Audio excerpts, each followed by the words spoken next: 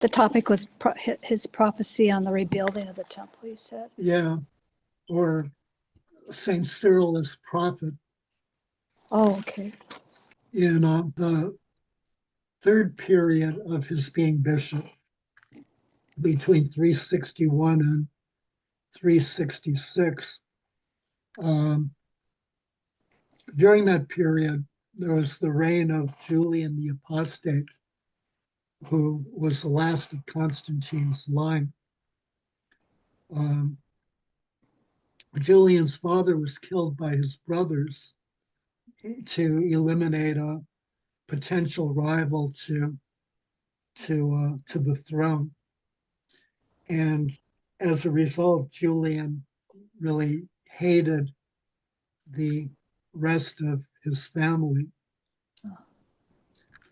And also at that point, the signs of the decline of the empire were, becoming very visibly apparent.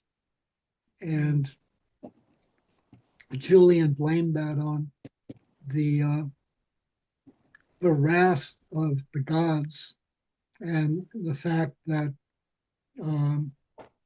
the emperors and the state had turned their backs on the pagan gods and embraced Christianity, which Julian considered to be a false religion. And Julian was probably the best educated and also probably the most intelligent of the emperors. He knew a good deal about Christian history. And so, since Christianity was responsible for, incurring the wrath of the gods, it was important to destroy Christianity. But Julian knew that that couldn't be done through persecution, because persecution, martyrdom, had only succeeded in creating more Christians, which is hardly the goal of the persecution. So, given that that was likely to fail, he decided that the next best thing to do would be to rebuild the temple, which would reveal what temple? Sorry. in Jerusalem. Oh, wow. That's interesting. Which would reveal Jesus to be not the Son of God at all, but merely one in a long line of false prophets. Oh, wow. So this wasn't taken on by the Jewish people then, because Jewish people thought Jesus was a prophet, just not.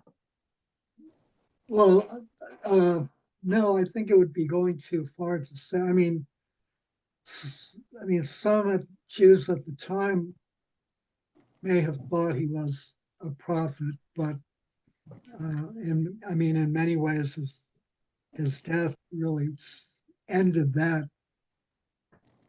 Other than those who became his disciples or continued to be disciples. So this is really initiated by Julian. And so We didn't believe in any god but the gods. right.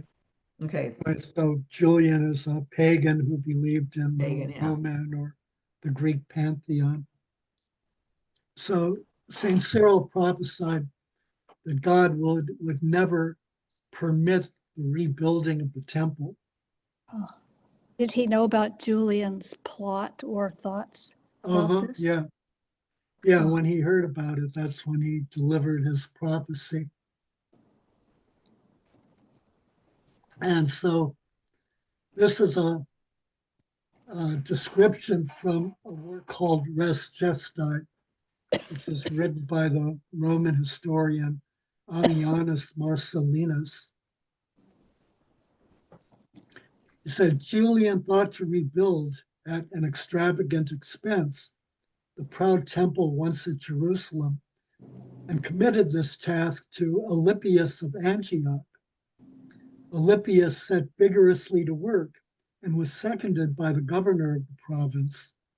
When fearful balls of fire breaking out near the foundations continued their attacks till the workmen, after repeated scorchings, could approach no more, and he gave up the attempt. So there were scorching balls of fire. They just spontaneously appeared or something. Yeah, breaking out near the foundations. Ah, There's also a disputed letter that Cyril may or may not have written. The evidence that he wrote it is probably more compelling than the evidence that he didn't write it and it was of later authorship. But he talks about the tearing down of a statue of the Emperor Hadrian, which was built on the site of the Temple Mount, and then excavation beginning, and then an earthquake happening, and then the balls of fire coming from the foundation, and workmen being killed, and several attempts being made, but all with the same result. And wow. then Julian was killed in battle, which put an Wow. end to the whole thing. Oh. Now, did Cyril prophesy that something would happen to prevent it, or he just said it wasn't going to happen? He said it wasn't going to happen, Yeah. Huh. that God would not permit it. Huh. Apparently not. So why would he prophesy that? He got a message from God? Possibly. Somebody. Why else? Because he believes so strongly in the truth of Jesus Christ and all that he said about on the third day that he would rebuild the temple, that the temple couldn't be destroyed. Right. Because he is the temple. Yeah. Right, because he is the temple. So that's really important. Let's look at John chapter 2. So chapter 2 begins with the transformation of water to wine at Cana. Mm. And then we have the start of Jesus' public ministry in verse 13. The Passover of the Jews was at hand, and Jesus went up to Jerusalem. In the temple, he found those who were selling oxen and sheep and pigeons, and the money changers at their business. And making a whip of cords, he drove them all with the sheep and oxen out of the temple, and he poured out the coins of the money changers and overturned their tables. And he told those who sold the pigeons, "Take these things away. You shall not make my Father's house a house of trade." His disciples remembered that it was written, "Zeal for your house will consume me." The Jews then said to him, "What sign have you to show us for doing this?" Jesus answered them, "Destroy this temple, and in 3 days I will raise it up."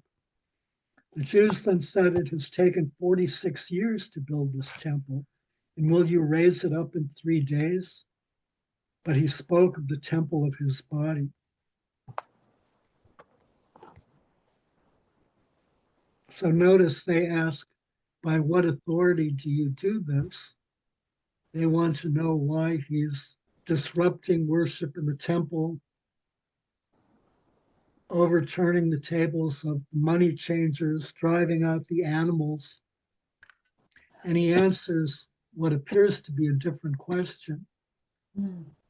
Destroy this temple, and in 3 days I will raise it up.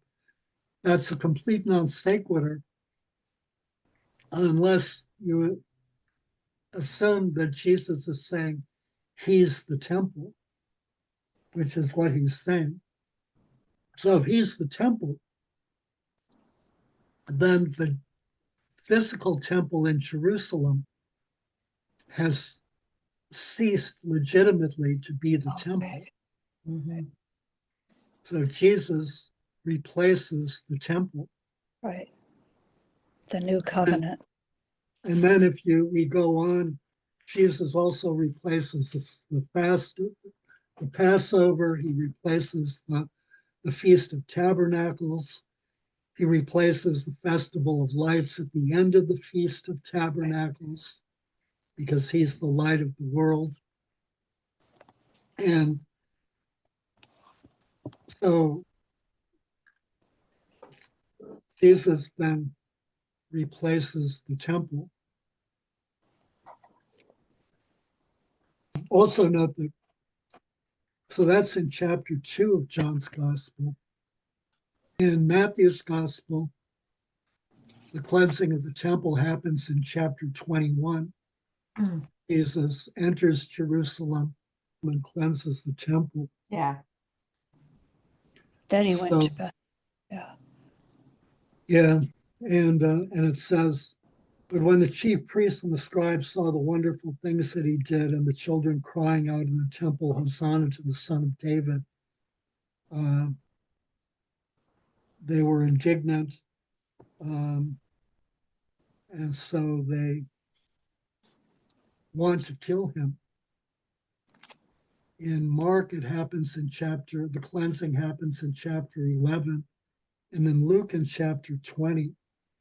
So those are all in his final trip to Jerusalem.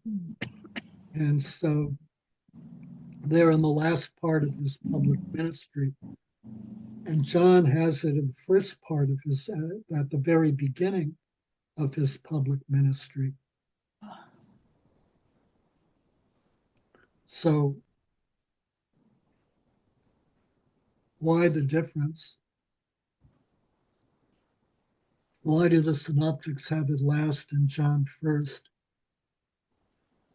Well, John lays it all out. Replacing all the Jewish holidays, or Mhm. holy days, I should say, and all that. I have never understood what, I know there's a difference between John and the other evangelists there, or the other gospels, but that synoptic concept, I've never really understood. Synoptic, basically, it's a word that means the same. Oh, kind of they're in Yeah. accord. Yeah. And so Matthew, Mark, and Luke are all very similar. And John's gospel is, in comparison to them, really outlying. It's in some ways mystical, I think you could say. It also, has a lot of details about Jesus' ministry that isn't included in the other gospels. It has, much longer discourses. Right. It doesn't have the words of consecration. So it's significantly different. And so we tend to think of the Gospels as kind of being histories, as kind of being narrative histories, as we would conceive of a narrative history. But they're really not intended to be histories. They're intended to be theological works. And so that means the authors feel free to move things around. They don't have to put them, they order them logically to make the point that they want to make, not chronologically, which they're not particularly or necessarily interested in. And so the cleansing of the temple is almost certainly the act for which Jesus, although, they may well have been thinking of killing him earlier, is certainly the act that pushed everything over the edge. Yeah. So, and it can't happen at the beginning of his ministry or there would have been no ministry, or 3 days of ministry and then the crucifixion. Right. And especially he did this at Passover when pilgrims are in Jerusalem. So from the viewpoint of the Sanhedrin, which was actively collaborating with the Romans, this is dangerous. For the viewpoint of the Romans, having all of these people and a possible insurrectionist in Jerusalem is highly undesirable. So that's not going to be permitted. So cleansing the temple is clearly Sacrilege. a fatal act. Yeah. Yeah. So John moves it to the first thing because the temple is the center of Jewish worship. It's the center of Judaism. It's the center of the Jewish religious system. Its destruction, caused an enormous crisis in Judaism in terms of, what happened and what replaces it. So ethical Judaism as a religious system eventually emerged, but that took a while. And so the destruction of the temple was a real,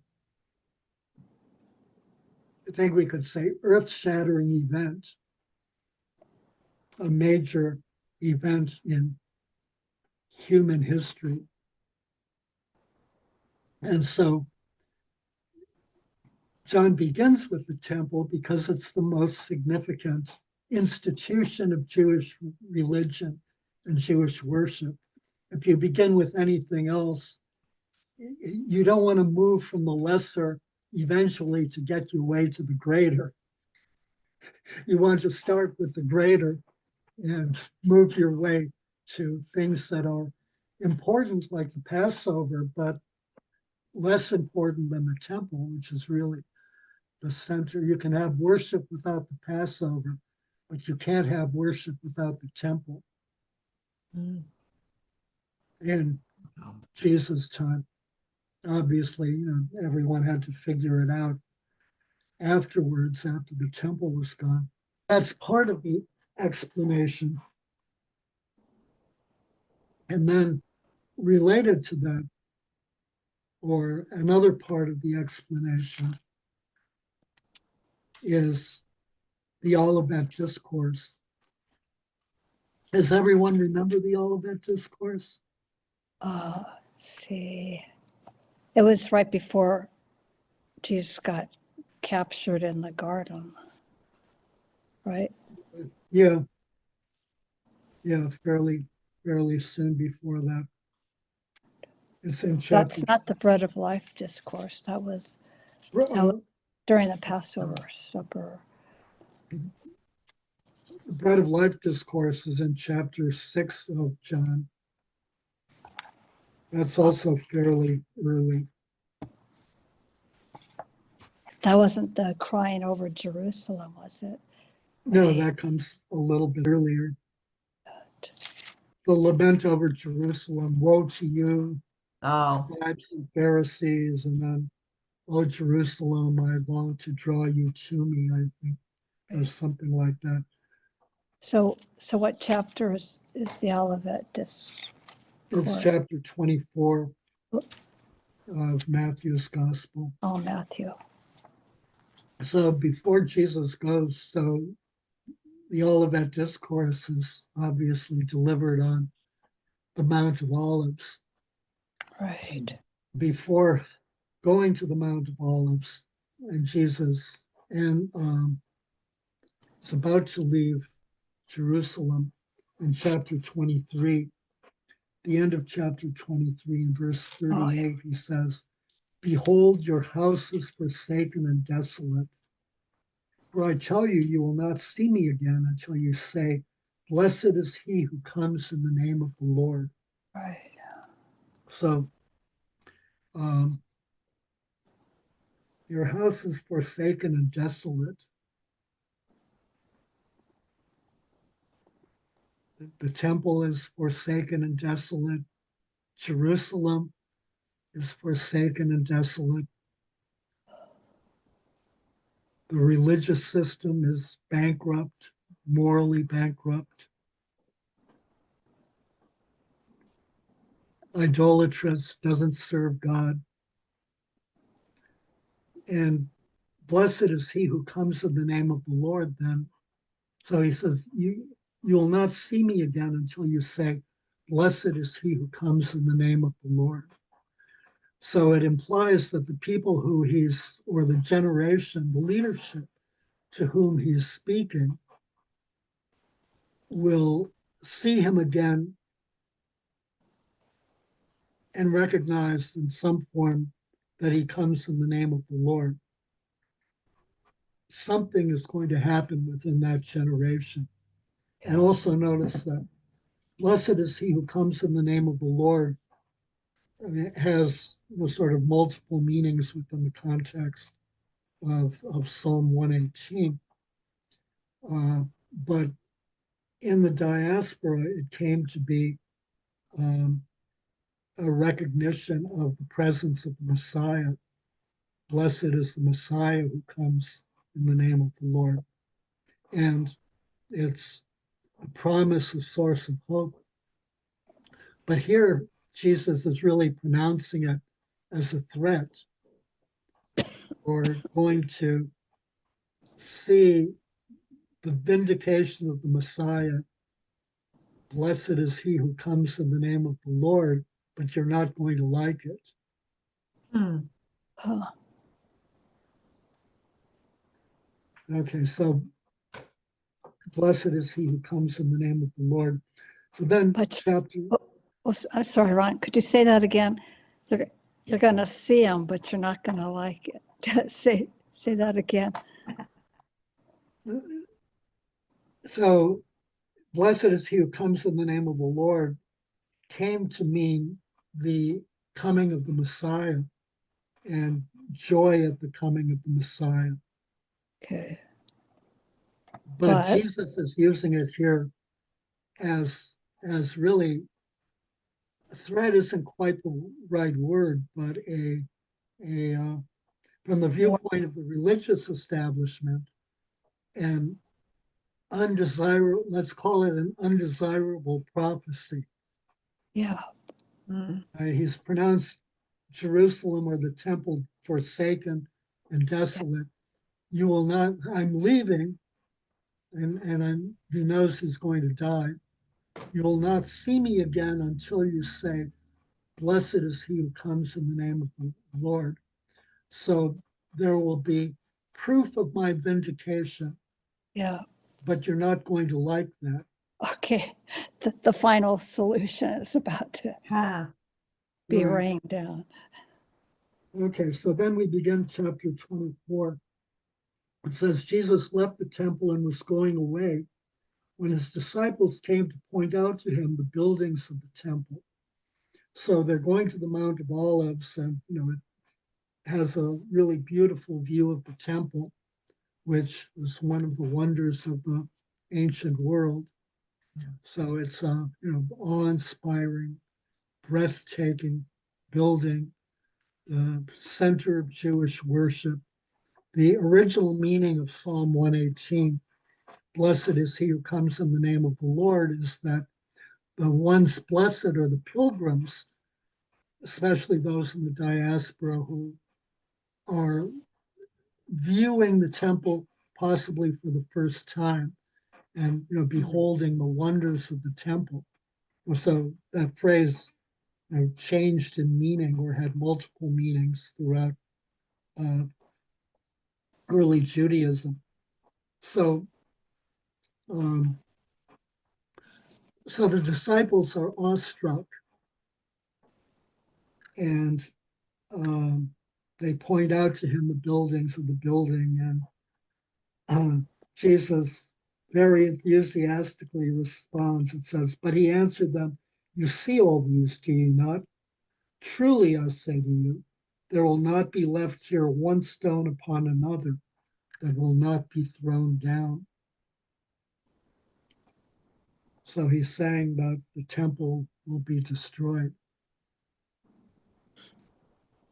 And as he sat on the Mount of Olives, the disciples came to him privately, saying, tell us, when will this be? And what will be the sign of your coming and of the close of the age? And Jesus answered them, take heed that no one leads you astray, for many will come in my name, saying, I am the Christ, and they will lead many astray. And you will hear of wars and rumors of war. See that you are not alarmed, for this must take place, but the end is not yet. For nation will rise against nation and kingdom against kingdom. And there will be famines and earthquakes in various places. All this is but the beginning of the sufferings. Then they will deliver you up to tribulation and put you to death. You will be hated by all nations for my name's sake. And then many will fall away and betray one another and hate one another. And many false prophets will arise and lead many astray. And because wickedness is multiplied, most men's love will grow cold. But he who endures to the end will be saved. And this gospel of the kingdom will be preached throughout the whole world as a testimony to all nations, and then the end will come. Incidentally, that preached throughout the whole world, the word used for world is oikumene. There are 3 words for world that can be used or are translated world. So we always have to be careful about which one is used in the original Greek. So here it's oikumene. That corresponds, that that really means the civilized world, which is to say the world not that corresponds to the boundaries of the Roman Empire or the Greek Empire before it, and does not include the barbaric nations or barbaric peoples. They are uncivilized. They are not oikumenic. Then there's cosmos, which means the entire world, the Right. cosmos. Guys. And then there's gay, G-H-E-E, which is translated world, but actually means promised land. And so we always have to be careful about what's being what's being translated as world. So for example, in the book of Revelation, all of the things that are happening in the world are happening in gay. They're happening in the promised land. It's not a prophecy about the world at all. So we have to be really very, very, very, very careful about that, or we end up with very misleading interpretation. And then the end will come. So spread throughout the whole world, spread throughout oikumene as a testimony to all nations, and then the end will come. So notice they're asking they're asking 3 questions. When will this be? What will be the sign of your coming and the close of the age? When will this be that no stone is unturned? And Jesus talks about that right in the part that we've just read. And what will be the sign of your coming in the name of the Lord? And he says, so when you see the desolating sacrilege spoken of by the prophet Daniel standing in the holy place, let the reader understand. Then let those who are in Judea flee to the mountains. Let him who is on the housetop not go down to take what is in his house. And let him who is in the field not turn back to get a coat. And alas, for those who are with child and for those who are nursing in those days. Pray that your flight may not be in winter or on a Sabbath. A flight on a Sabbath is difficult because the gates are locked. Oh, For then there will be great tribulation, such as not been from the beginning of the world until now, no, and never will be. And if those days had not been shortened, no human being would be saved. But for the sake of the elect, those days will be shortened. Then if anyone says to you, behold, here is the Christ, or there he is, do not believe it. For false Christs and false prophets will arise and show great signs and wonders, so as to lead astray, if possible, even the elect. Behold, I have told you beforehand. So if they say to you, behold, he is in the wilderness, do not go out. If they say, behold, he is in the inner rooms, do not believe it. Whereas the lightning comes from the east and shines as far as the west, so will be the coming of the Son of Man. Wherever the body is, there the eagles will be gathered together. Immediately after the tribulation of those days, the sun will be darkened and the moon will not give its light, and the stars will fall from heaven, and the powers of the heavens will be shaken. Then will appear the sign of the Son of Man in the heavens. Then all the tribes of the earth will mourn, and they will see the Son of Man coming on the clouds of heaven with power and great glory. So incidentally, all of these cosmic signs are symbolic. They're not real. They're symbolic of an earth-shattering transformation. And he will send out his angels with a loud trumpet call, and they will gather his elect from the four winds, from one end of heaven to the other. From the fig tree learn its lesson.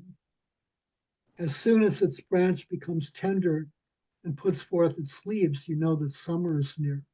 So also when you see all these things, you know that he is near the very gate. Truly I say to you, this generation will not pass away till all these things take place. And heaven and earth will pass away, but my words will not pass away. That heaven and earth will pass away, but my words will not pass away is a Semitism. It doesn't mean what it appears to mean. What it means is that heaven and earth will certainly not pass away. But what I'm saying is so certain that it is that even if heaven and earth were to pass away, which they won't, my word will remain true. Right. So it's a Semitic expression. He's not saying here that heaven and earth will pass away. And then he answers the final question, the end of the age. So the end of the age is the second coming. But of that day and hour, no one knows, not even the angels of heaven, nor the Son, but the Father only.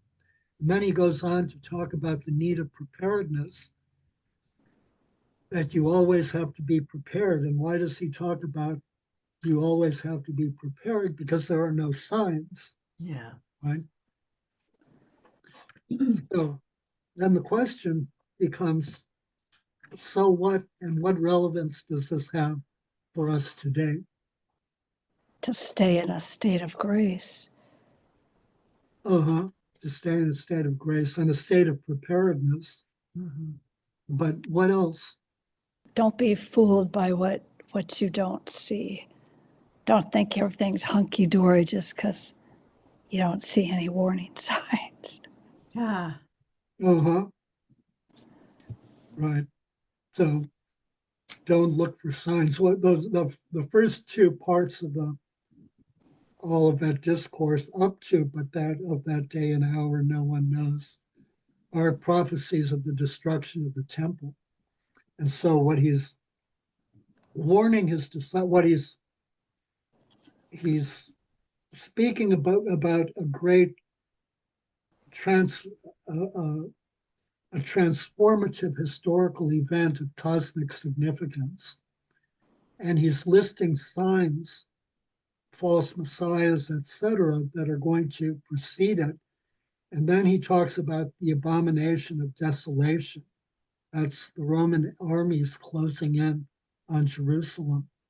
And so what he's trying to do is provide the signs of the impending fall of the temple and fall of Jerusalem, so that when it does come, his disciples won't be in Jerusalem. And remember, Jerusalem is in the early period of Christianity, the center of Christianity. And so if Christians remain in Jerusalem, then Christianity will be effectively wiped out.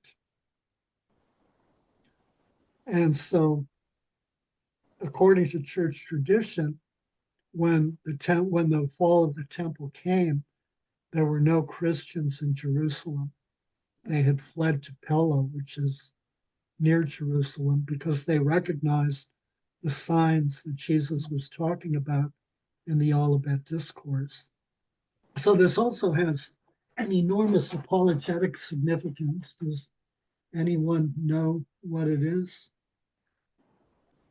Isn't he talking about himself, though, too? In a way. I mean, in a way, only that he will be vindicated and that he will be shown to be the Messiah. So that's why blessed is he who comes in the name of the Lord is more of a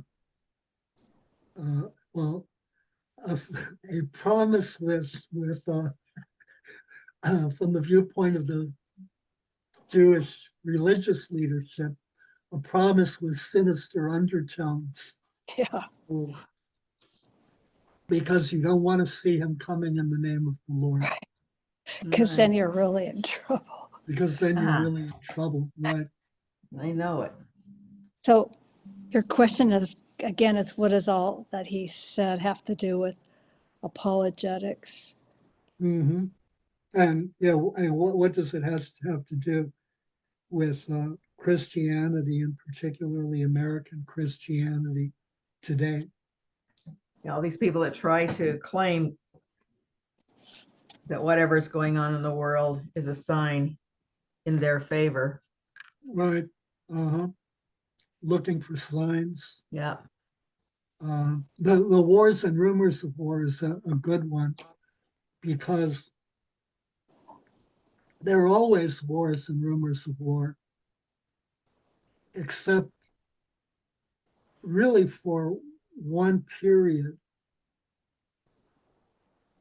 Does anyone where there were wars, but and rumors of war, but largely news about them was quashed, and the wars and rumors were put down really generally very quickly. Oh, Does World anyone? War II, the beginning of the Nazi regime. Yeah. No, No? Earlier. much earlier. It's When earlier? when was there officially no war? The Civil War? No. Move outside of American history. Outside of American history. Mm-hmm. Oh, in Roman times? Uh-huh. Because they were the conquerors of the Pax world. Romana. Oh, yeah, peace. Pax Romana, the Roman peace. The world was supposed to be at peace. Oh, right. So Jesus is, at one level, really critiquing Pax Romana, that there are wars and rumors of war, but also warning his disciples to pay attention to wars and rumors of war, because they're a sign of the impending collapse or sign of coming vindication. That phrase, Ron, the world, I think it goes, the world being at peace. It was part of a Christmas Eve proclamation. Oh, when they make that proclamation? Yeah, the world Oh, being at peace. yeah. That's Right. where Uh-huh. it comes from. Yeah.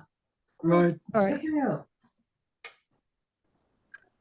The whole world, while the whole world was at peace. Peace. You're right. Right. That's right. Yeah. So that's Pax Romana. Yep, here's the chances going. Look at what peace would have meant to a Roman living at the time. Mm-hmm. So what about the rebuilding of the temple? With Julian? Its relevance for today. Oh, wow. You could say everybody's interested in building it according to their their own beliefs or what they think is the best. It's all false. Mm. Mm-hmm. Yeah,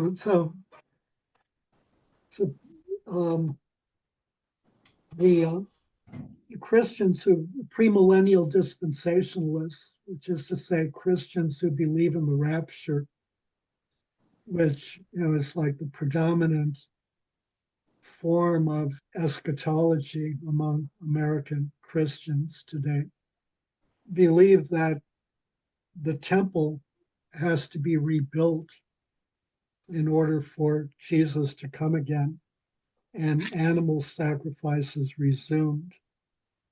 And then Jesus will come and, well, first he's going to come secretly to take his disciples, I don't know that they're called disciples, to remove true believers from the world, because he doesn't want them to suffer during the coming tribulation. Because as we know, God always removes us from all suffering. Hmm. And so Jesus secretly comes in the rapture, then the temple is rebuilt, the animal sacrifices resumed. Then Jesus comes again and reigns for 1,000 years from the temple. Yeah. Yeah. So that's, the whatever. So the rebuilding of the temple is a precondition for Jesus coming. And that makes the rebuilding of the temple really important. So there are, Christian fanatics who are trying to make that happen, along with ultra right-wing religious Jews. Oh. Wait, are those Jews believers in Jesus? No, Oh, they want to kind of no, precipitate the coming of the Messiah. they want to rebuild the temple because the temple, was the center of Jewish worship, and it should be the center of Jewish worship again. Yeah, so I mean, it's an unusual alliance in many ways of anti-Christians and of Jewish anti-Christians with evangelical Christians. Competing to build the temple. Yeah, to build the temple. So, the same issues that Saint Cyril had with the rebuilding of the temple we encounter here. And, additional one, animal sacrifice in this day and age is cruel and inhumane. There's no reason to kill animals to please God. That whole theology comes from the mid 19th century with a guy named John Nelson Darby. So much of his theology has shaped evangelical fundamentalism. And I guess in many ways, I would argue that he is the true God of evangelical fundamentalists. It's through his theology, and most people don't even know who he is, but it's through his theology that God is made known. And his theology is, I'm searching for a charitable word. Bunk. Fundamentally flawed. One might also say a whole bunch of hogwash. So rebuilding the temple, I mean, it was absurd in Saint Cyril's time, and it's really even more absurd in our time. And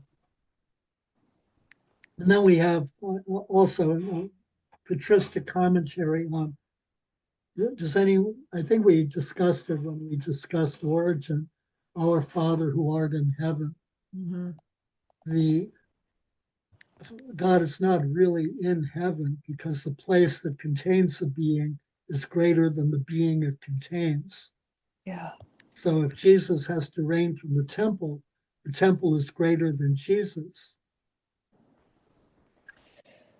And then, if we read Hebrews, we read about the deficiencies and ultimate failure and decline of the system of sacrificial worship, Mhm.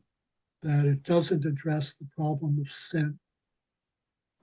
It just offers temporary cleansings, temporary remediation that can't reconcile humankind and God. So it's really, really pointless. Its significance is that it points forward to something greater that is coming. And with something greater that is here, and you will not see me again until you say, blessed is he who comes in the name of the Lord. That something is here. It happened with the destruction. Well, it happened before the destruction, but the ultimate proof of Jesus' vindication is the destruction of the temple. The old order passed away and the new order came into being. And history is a forward-only process. Yeah. We can't go back. And if we try to go back, the consequences are disastrous. You've said that before. That's a helpful notion. I mean, we kind of know it, but just to say that history's a forward motion, or yeah, it's a good reminder. Mm-hmm. It's supposed to be. Hopefully, we'll meet next week Yeah. and discuss the mystagogical lectures. Yeah. Perfect timing for the vigil mass and stuff too. Right. Uh-huh. Perfect. Perfect. Yeah.